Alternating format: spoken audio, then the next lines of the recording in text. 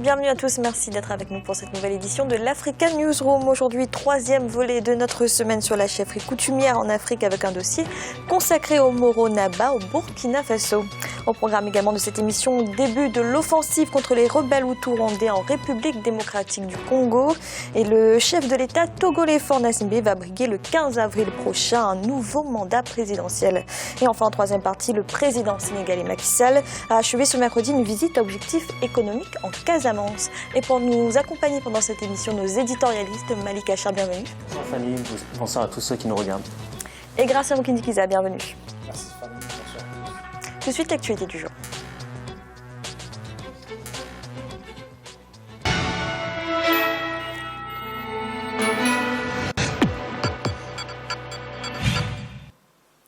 La première offensive contre les rebelles hutus rwandais a donc eu lieu ce mardi en République démocratique du Congo. Les opérations ont débuté dans la région du Sud Kivu. Pour rappel, les membres de ce groupe avaient jusqu'au 2 janvier dernier pour déposer les armes, un ultimatum qui n'a pas été respecté. Aminata Diak. En République démocratique du Congo, l'armée a lancé un assaut contre les combattants des forces démocratiques de libération du Rwanda ce mardi 24 février au sud Kivu, une opération qui fait suite à la fin officielle de l'ultimatum fixé par le gouvernement pour le désarmement volontaire des rebelles hutus rwandais. En effet, le président congolais Joseph Kabila, les chefs d'État de la conférence internationale sur la région des Grands Lacs ainsi que la communauté internationale avaient appelé tous les groupes armés, y compris les FDLR, à déposer les armes volontairement sous peine d'y être contraints par des opérations armées après la date butoir fixée au 2 janvier 2015. Les opérations contre les forces démocratiques de libération du Rwanda ont commencé au Sud Kivu ce 24 février et vont durer aussi longtemps que ces gens vont résister. Pour certains acteurs politiques, il ne suffit pas seulement que les rebelles rwandais déposent les armes. Nous avons demandé à ce que les FDLR, qui sont les groupes armés rwandais, rentrent chez eux à Kigali. C'est tout ce que nous avons demandé et nous dénonçons aussi, la délocalisation de ces militaires-là de Goma vers Kisangani. Donc il faut que cela s'arrête. Nous demandons, nous exigeons à ce que ces groupes armés des FDLR rentrent à Kigali. C'est ce que nous demandons. L'opération en cours est menée de manière unilatérale par l'armée congolaise. À la mi-février, le gouvernement avait refusé l'aide proposée par la MONUSCO.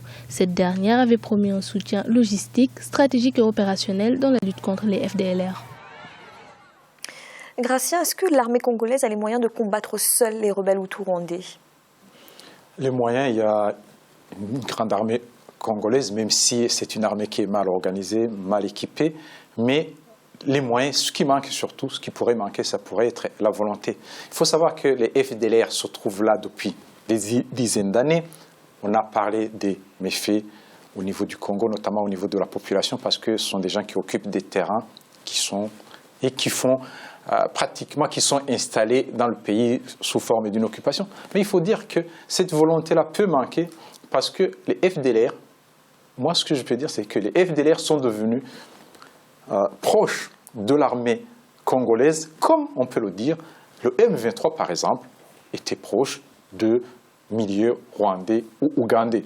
On ne peut pas demander, c'est comme si on avait demandé aux Rwandais et aux Ougandais de combattre le M23 au Congo. Ça ne pouvait pas se faire. Or, on sait bien que le FDLR font par exemple le trafic des minerais avec certains officiers supérieurs de l'armée ou même des généraux de l'armée congolaise, et en même temps, on sait bien, à un certain moment, il y a eu des guerres où les FDLR étaient alliés avec l'armée congolaise. Or, c'est difficile de dire est-ce qu'ils vont le faire, mais tout en sachant, je vais terminer par un point, c'est qu'il y a une brigade d'intervention des Nations Unies de la MONUSCO, composée par les Malawites, les Tanzaniens, les Sud-Africains.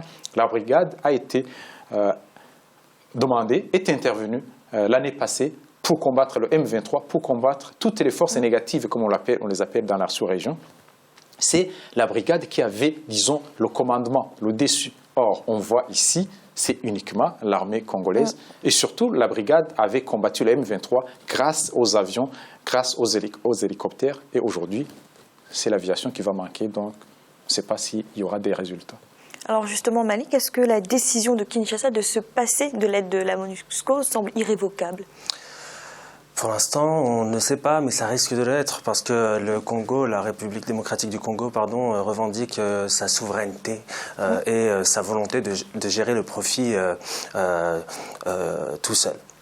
C'est une décision qui a surpris tout le monde, mais il faut savoir aussi que l'ONU, de son côté, n'avait pas la mission, qui est la mission onusienne qui est chargée de stabiliser la République démocratique du Congo, était un peu réticente à continuer aussi cette coopération. Pourquoi? Parce qu'il y a des soupçons sur certains généraux qui sont en train justement qui sont chargés d'opérations militaires et qui sont aussi jugés, présumés d'avoir mené des attaques d'épuration ethnique. Alors là, ça reste à prouver, bien évidemment, mais il faut savoir que la fin de cet accord entre l'ONU et la RDC, ce n'est pas que d'un côté, c'est des deux côtés. Il y a vraiment une véritable méfiance qui s'est installée entre l'État de la République démocratique du Congo et l'ONU. Donc là, si c'était irrévocable, c'est difficile à le dire. Pour l'instant, les conditions ne sont pas réunies pour que ça continue dans ce sens-là. Gracien, peut-être peut-on rappeler les raisons de la présence de ces rebelles hutus-rwandais en République démocratique du Congo, dans cette région particulièrement riche du pays? Oui, les raisons de la présence, c'est surtout le génocide qui s'est passé au Rwanda, parce que parmi eux, il y a certains qui ont fait le génocide. Donc, après, à avril 1994, ils se sont repliés vers l'ouest du Rwanda. On parlait de l'opération turquoise, où certains disent que les Français les ont protégés. Et ils sont partis au Congo, à l'est du Congo. À un certain moment, il y a eu un mouvement, parce qu'ils ont commencé à attaquer le Rwanda, et le Rwanda a à un certain moment attaqué. Il y a un mouvement de retour. On a eu des millions de gens qui revenaient au Rwanda, et les autres, les durs, se sont installés au Congo, à l'intérieur des terres, dans les forêts, surtout là où il y a beaucoup de minerais. On sait au Congo, il y a le coltan, le minerai le plus recherché au niveau du monde, et il y a l'or, il y a le diamant, il y a beaucoup de minerais. Avec ces minerais, ils ont, disons, l'organisation, parce que ce sont des anciens militaires qui sont là, d'autres des jeunes qui étaient dans des milices. Et les Congolais ont besoin de cette organisation pour, disons, ce trafic d'or. Il y a aussi l'or qui se fait, le trafic qui se passe au niveau de la sous-région, où ils acheminent des minerais dans des pays voisins, que je ne vais pas citer ici, et lesquels pays fournissent des armes et de l'argent, ce qui fait que ça devient rentable. Ça intéresse aussi les Congolais, ça intéresse tout le monde. Du moment où ils sont là, on peut se demander vraiment s'il y a la volonté de combattre. Malik a parlé de ces deux généraux, Mandebou et Fall. Mais en principe, les deux généraux, le Congo n'a pas que deux généraux. Les généraux peuvent être remplacés pour que la MONUSCO s'implique, mais en réalité, ça veut dire qu'il y a un refus. On voit bien au niveau des attaques qu'on ne peut pas. Dans la sous-région, on connaît bien l'Est du Congo, comment ça se présente. Si on annonce qu'on va attaquer telle position un mois à l'avance ou même une semaine à l'avance, on sait bien qu'au niveau de l'armée, on n'annonce jamais on va attaquer, on mobilise. On avertit les gens. Les mouvements sont faciles à l'intérieur du Congo, même dans certains pays voisins, parce qu'il y a aussi certains pays où il y a des amitiés avec les FDLR et les dirigeants de quelques pays, disons, à côté du lac Tanganyika. Ces rebelles hutus-rwandais sont rwandais. Est-ce qu'ils peuvent revenir en Rwanda ou est-ce que cela n'est pas possible pour l'instant? Alors, ils peuvent revenir au Rwanda. Le Rwanda reçoit les rebelles qui acceptent, qui déposent les armes. Il y a même au niveau de l'armée rwandaise des officiers, des colonels qui étaient dans l'Est du Congo, à qui on a donné des bataillons pour se combattre. Il y a aussi d'autres qui reviennent. Personnellement, moi j'ai vu des maisons qui sont construites pour des gens qui reviennent gratuitement, on leur met à leur disposition. Mais ce que le gouvernement rwandais refuse, c'est de négocier avec ces gens. Ils acceptent les gens individuellement, pas un groupe qui vient en disant « je pose ces conditions ». C'est là où il y a justement le problème, parce que ce groupe, les FDLR, veulent négocier en groupe avec le pouvoir de Kigali en disant on partage le pouvoir. Les autres disent non, il y a certains qui ont commis le génocide parmi vous, donc nous, on accepte les gens un à un et en même temps on va juger les gens s'ils étaient impliqués dans le génocide. Malik, cette question des rebelles hutus-rwandais est très complexe, on ne peut pas régler ça que militairement? Je pense qu'il faut déjà ouvrir des négociations. Mais effectivement, Gratien disait que ces groupes-là demandent le pouvoir. Et c'est déjà rien que cette revendication-là, elle est irrecevable, il faut bien le dire. Donc effectivement, maintenant, il faut essayer d'arriver au dialogue. C'est l'objectif pour mettre fin à ce conflit, effectivement. Mais tant que les termes sont posés, les termes sont la revendication du pouvoir, on n'y arrivera pas. On ne pourra pas faire au Rwanda une véritable réconciliation nationale. Ce pays en a tant besoin après ce qu'il a vécu en 1994. Et effectivement, pour l'instant, c'est très difficile de poser les termes d'une véritable réconciliation tant qu'il y a ce conflit et ces opérations militaires. Merci messieurs. Dans l'actualité également au Togo, les délégués du parti au pouvoir, l'Union pour la République, étaient réunis ce mardi à Kara pour désigner leur candidat à la présidentielle. Un choix qui s'est porté sans surprise sur l'actuel chef de l'État, Faure Gnassingbé. L'élection présidentielle aura lieu le 15 avril prochain. Birama Saounera. Les Togolais iront aux urnes le 15 avril prochain pour la présidentielle. La décision a été prise par décret lors du Conseil des ministres mardi. La Commission électorale nationale indépendante, CENI, avait proposé le 20 avril 2015, une date qui avait suscité des débats au sein de la classe politique togolaise, notamment du côté de certains membres de l'opposition. Pour des observateurs, ce décret du gouvernement répond aux critères du code électoral du pays. La décision du gouvernement s'inscrit dans les dispositions du code électoral qui édicte que la CENI propose une date pour l'élection présidentielle et qu'in fine, c'est le Conseil des ministres qui décide de la date. En réalité, il n'y a pas de polémique à avoir sur la date qui vient d'être annoncée par le gouvernement. Cette date qui tient compte des différentes tâches que devait réaliser la CENI. Depuis plusieurs mois, le climat politique est resté tendu au Togo.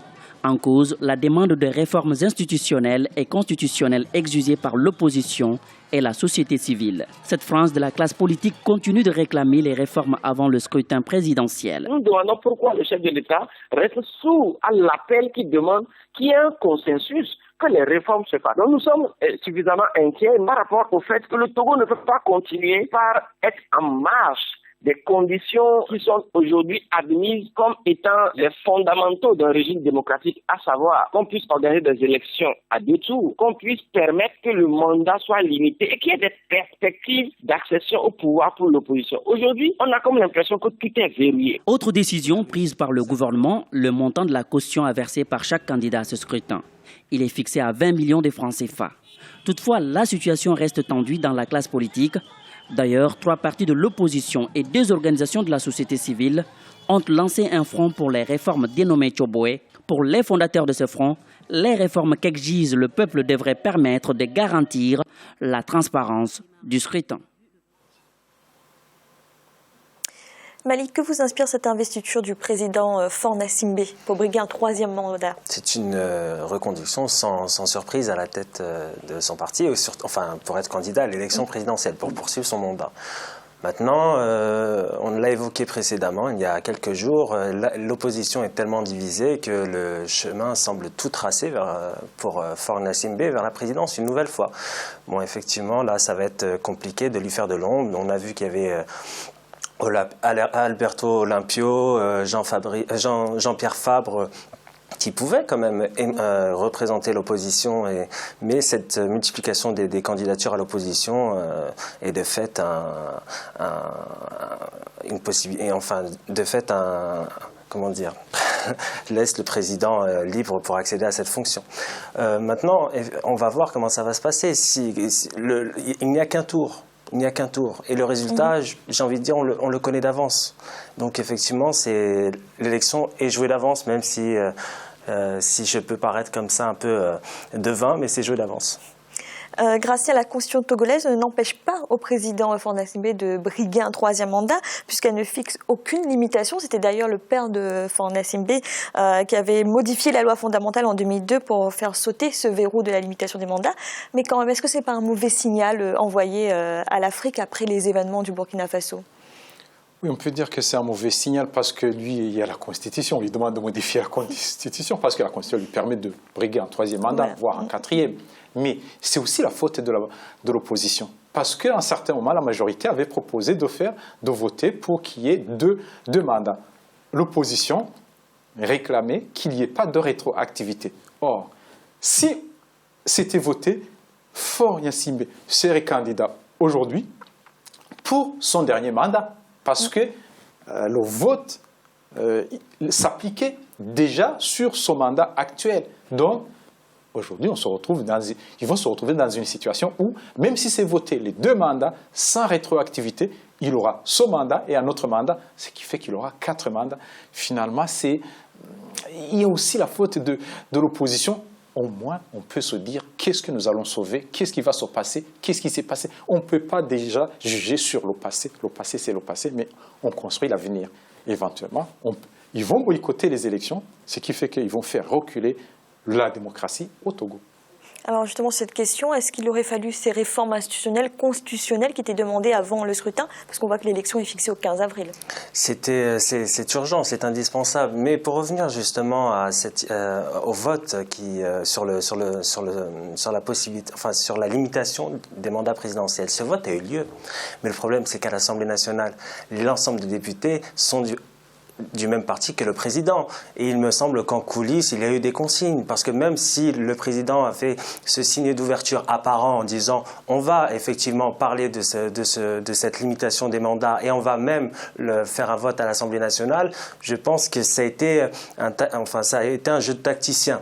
Il a réussi, je pense, à donner un semblant d'ouverture et des cautions à l'opposition en leur disant voilà, on va en parler, et finalement derrière, parler à ses députés et faire en sorte que ce mandat, cette limitation des mandats ne soit pas votée. Mais effectivement, une présidentielle à un tour, pas de limitation de mandat, c'est tout sauf démocratique.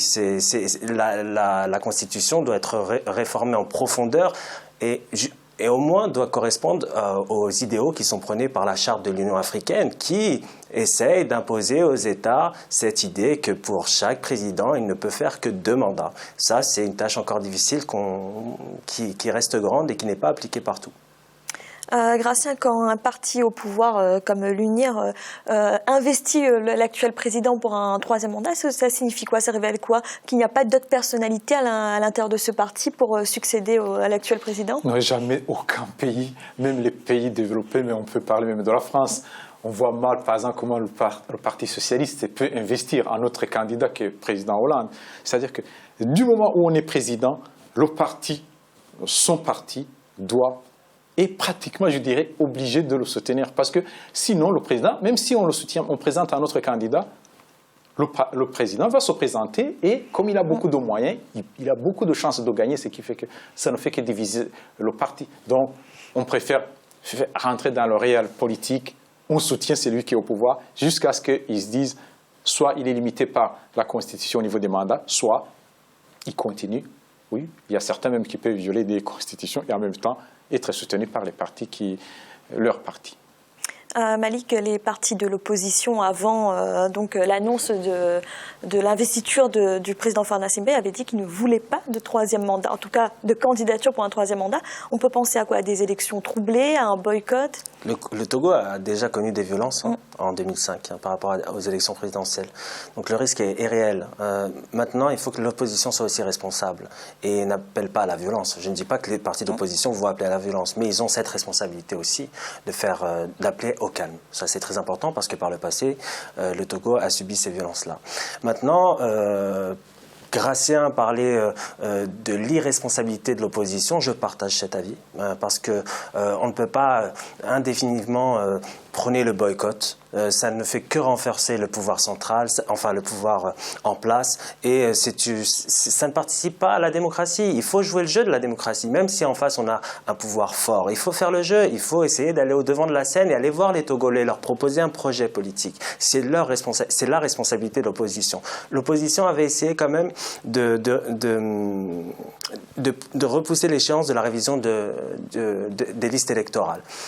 Il y a eu cette machine qui a été en route, il y avait un débat qui a été ouvert au Togo à ce sujet-là, et puis finalement l'opposition, comme résignée, s'est arrêtée à la décision qui vient d'être prise par le pouvoir de maintenir la date de la révision de l'élection présidentielle, mais aussi l'arrêt de la révision de la liste électorale.